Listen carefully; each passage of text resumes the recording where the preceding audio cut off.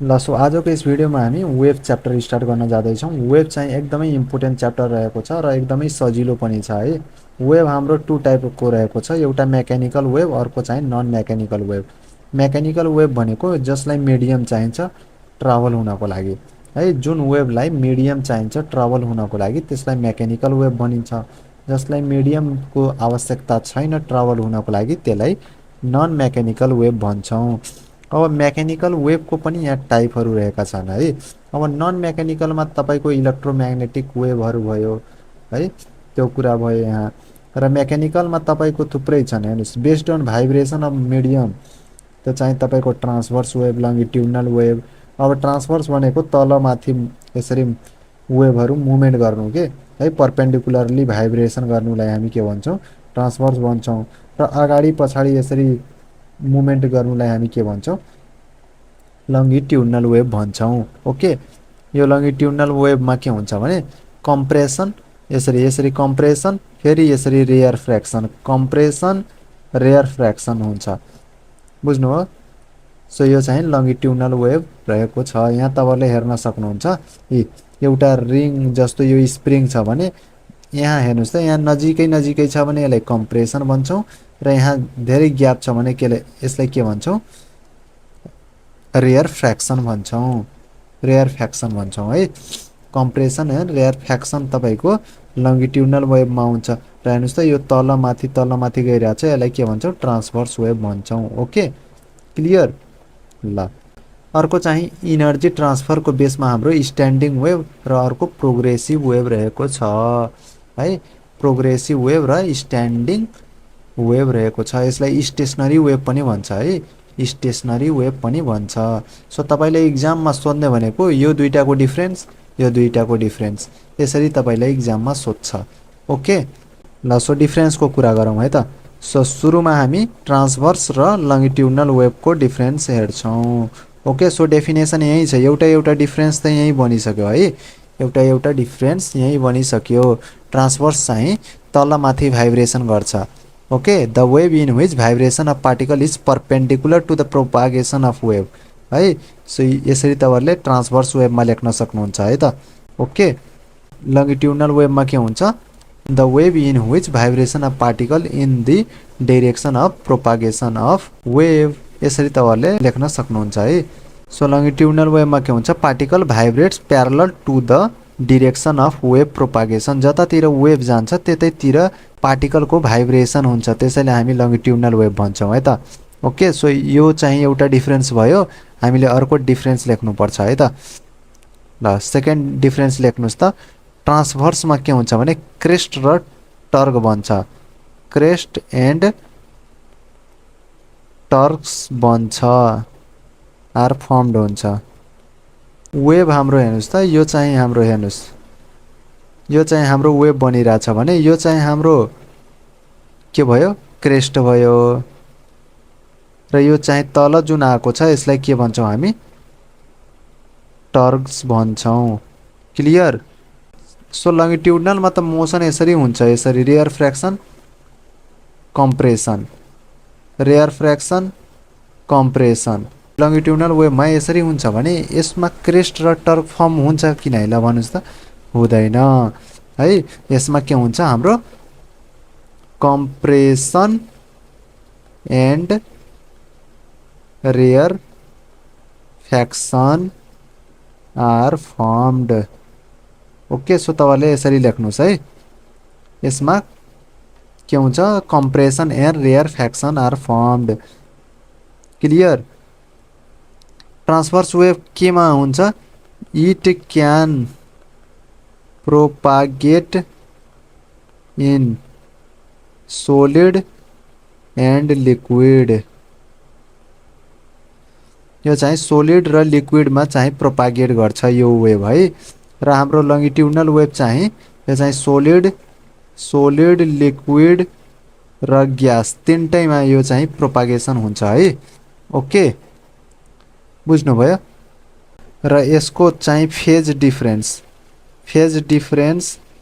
चाहिँ तपाईँको π/2 हुन्छ, 90 डिग्री हुन्छ है, π/2 हुन्छ। यसको चाहिँ फेज डिफ्रेन्स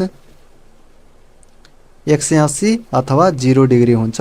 यतिसम्म तपाईँहरूले लेख्नुहोस् है। यो 3 यो 4 यो 4वटा पोइन्ट लेख्नुहोस्, यतिले इनफ हुन्छ है त। ओके, सो यो चाहिँ हाम्रो डिफरेन्स भयो ट्रान्सभर्स र लङ्गिट्युडनल वेभको। अब हामी हेर्छौँ स्ट्यान्डिङ र प्रोग्रेसिभ वेभको है। ल अब हामी प्रोग्रेसिभ वेभ र स्टेसनरी वेभको डिफरेन्स बिट्विन हेर्छौँ है। प्रोग्रेसिभ एन्ड स्टेसनरी वेभको डिफरेन्स हेर्छौँ।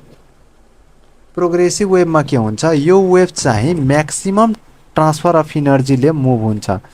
सो प्रोग्रेसिभ वेभ भनेको the wave which travel forward direction with maximum transfer of energy without changing its amplitude, यसलाई हामी प्रोग्रेसिभ वेभ भन्छौँ। प्रोग्रेसिभ वेभ भनेको तपाईँको यसरी हुन्छ, हेर्नुहोस् त, यसरी यसरी यसरी, यो चाहिँ तपाईँको प्रोग्रेसिभ वेभ भयो है। यो चाहिँ वेभ चाहिँ फरवर्ड डिरेक्सनमा मुभमेन्ट गर्छ with maximum transfer of energy without changing it amplitude. यसको एम्प्लिट्युड जुन हुन्छ त्यो चाहिँ सेम हुन्छ। ओके, सो यसलाई हामी के भन्छौँ, प्रोग्रेसिभ वेभ भन्छौँ। A wave which travel in forward direction with maximum transfer of energy without changing its amplitude। Okay, so यो चाहिँ हाम्रो डेफिनेसन भयो है। अब प्रोग्रेसिभ वेभमा के हुन्छ, energy is transfer, energy is transfer. अब अर्कोतिर हेर्नुहोस्, हाम्रो स्टेसनरीमा के हुन्छ, स्टेसनरीमा इनर्जी ट्रान्सफर हुँदैन है, इनर्जी इज नट ट्रान्सफर। एउटा डिफरेन्स भइसक्यो। अर्को डेफिनेसन लेख्नुहोस् यसमा। अब यो चाहिँ प्रोग्रेसिभ वेभ भयो। हाम्रो स्टेसनरी वेभमा के हुन्छ भने हेर्नुहोस् है, हाम्रो दुईटा प्रोग्रेसिभ वेभ मिलेर स्टेसनरी भन्छ। हाम्रो यो प्रोग्रेसिभ भयो, हेर्नुहोस् त, अर्को चाहिँ अपोजिट डिरेक्सनमा गइरहेछ। यही दुईटा प्रोग्रेसिभ वेभ कम्बिनेसनलाई हामी के भन्छौँ, स्टेसनरी वेभ भन्छौँ है। सो हामी डेफिनेसन कसरी लेख्न सक्छौँ, two progressive wave travel in opposite direction. Opposite डिरेक्सनमा छ किन, यो यता गइरहेछ भने उता रिटर्न हुँदाखेरि हेर्नुहोस् त, यो यहाँ पुग्यो, अब यसरी उल्टो आइरहेछ है। सो यो चाहिँ अपोजिट डिरेक्सनमा छ। Two progressive wave travel in opposite direction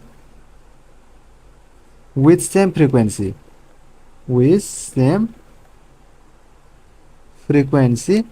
same amplitude पनि सेम हुन्छ, सेम स्पिड पनि हुन्छ है, in same medium is called, हामी के भन्छौँ, स्टेसनरी वेभ भन्छौँ। डिरेक्सन मात्र अपोजिट हुन्छ, बाँकी फ्रिक्वेन्सी, एम्प्लिट्युड र स्पिड चाहिँ सबै सेम हुन्छ। यसरी चाहिँ तपाईँहरूले डेफिनेसन लेख्न सक्नुहुन्छ। यसमा इनर्जी ट्रान्सफर हुँदैन है। Okay, stationery वेभमा। ओके, अब भन्नुहोस् त। सो हाम्रो प्रोग्रेसिभ वेभमा के हुन्छ, एम्प्लिट्युड चाहिँ सेम हुन्छ सबैको लागि, amplitude is same for all particle. यहाँ पनि एम्प्लिट्युड सेम, यहाँ पनि तिनटै ठाउँको एम्प्लिट्युड हाम्रो भनेको यो प्रोग्रेसिभ वेभमा जति पनि एम्प्लिट्युड छ सबैको सेम हुन्छ। तर हाम्रो हेर्नुहोस् त, यहाँको एम्प्लिट्युड सेम हुन्छ, तर यहाँ जहाँ इन्टरसेक्ट गरिरहेछ यो ठाउँको हाम्रो एम्प्लिट्युड 0 हुन्छ है। सो यो कुरा तपाईँहरूले लेख्न सक्नुहुन्छ, एम्प्लिट्युड इज म्याक्सिमम एट एन्टिनोड, यसलाई एन्टिनोड भन्छ। हेर्नुहोस् त, यसलाई यो यहाँदेखि यहाँको यसलाई एन्टिनोड भन्छ है। र यो पोइन्ट हेर्नुभएको छ, यो पोइन्टलाई हामी के भन्छौँ, यसलाई नोड भन्छौँ। यसलाई एन्टिनोड, यसलाई नोड भन्छौँ। क्लियर। सो नोडमा हाम्रो एम्प्लिट्युड 0 हुन्छ है, amplitude is 0 at node. So तपाईँहरूले यति डिफ्रेन्स बिट्विनमा लेख्न सक्नुहुन्छ है। ओके ल, सो यति तपाईँले स्क्रिनसट गर्नुहोस् है, अनि मजाले पढ्नुहोस् है, इम्पोर्टेन्ट छ, इक्जाममा आउने चान्सेस छ। तपाईँले डेफिनेसन पनि सोध्छ यहाँबाट है, सो डेफिनेसन पनि मजाले पढ्नुहोस्। ओके ल, सो अर्को हाम्रो यहाँ गिभ रिजन रहेको छ, हेर्नुहोस् त ध्यान दिएर। Can two people on the moon talk to each other, के मुनमा दुईवटा मान्छे छन् भने उनीहरू एक आपससँग कुराकानी गर्न सक्छन् र साउन्ड चाहिँ मेकानिकल वेभ हो, यसलाई मिडियम चाहिन्छ, तर मुनमा चाहिँ एटमोस्फियरै छैन, त्यहाँ एयरै छैन। सो आवाज कसरी ट्रान्सफर हुन्छ, हुँदैन। सो उनीहरूले कुरा गर्छन् तर कहाँ सुनिन्छ, सुनिँदैन है, बुझ्नुभयो। त्यहाँ कुनै पनि एटमोस्फियरै छैन, सो त्यहाँ साउन्ड चाहिँ ट्राभल हुँदैन, सुनिँदैन।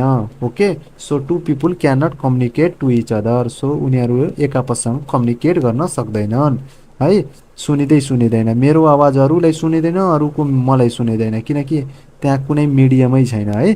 सो यी कुराहरू तपाईँले आफ्नै ल्याङ्ग्वेजमा मिलाएर लेख्न सक्नुहुन्छ। ट्रान्सभर्स वेभ भनेको के हो, मैले यो कुरा भनिसकेको छु। यसमा चाहिँ अप एन्ड डाउन भाइब्रेसन हुन्छ है।